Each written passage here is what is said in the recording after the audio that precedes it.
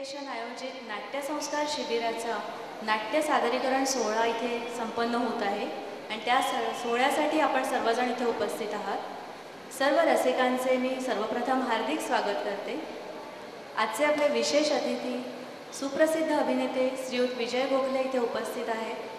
त्याचप्रमाणे आमचे मार्गदर्शक श्रीयुत प्राध्यापक भास्कर मयेकर आणि श्रीयुत गिरीश डाबके इथे उपस्थित आहेत।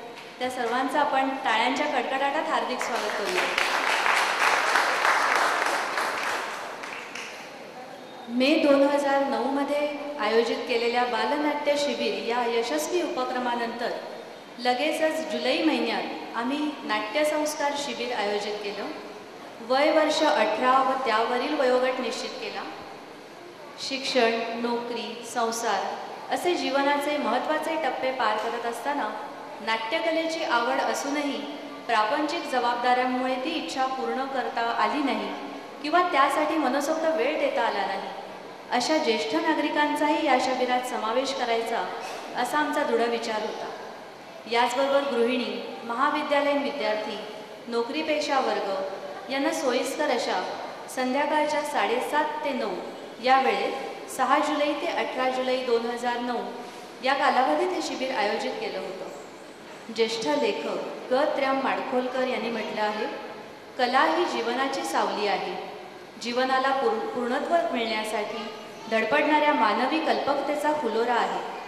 दडपून टाकलेली दुःख, थोपवलेले अश्रू, अपुऱ्या राहिलेल्या आकांक्षा, सफल न झालेली स्वप्न यांची आर्तता, जीवनातील सुखाचे सौंदर्य व ओज कला प्रगट करते।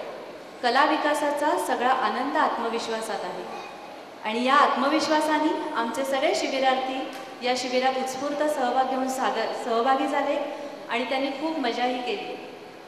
मला सांगताना आनंद होतोय की या शिबिरात 18 वर्ष व त्यापुढील विविध वयोगटातील शिबिरार्थी सहभागी आहेत आणि सर्वात ज्येष्ठ सभासद आमच्या आहेत त्या 70 वर्षांच्या आहेत। मात्र त्यांचा उत्साह व आत्मविश्वास 18 वर्षांच्या तरुणीलाही लाजवेल असा आहे।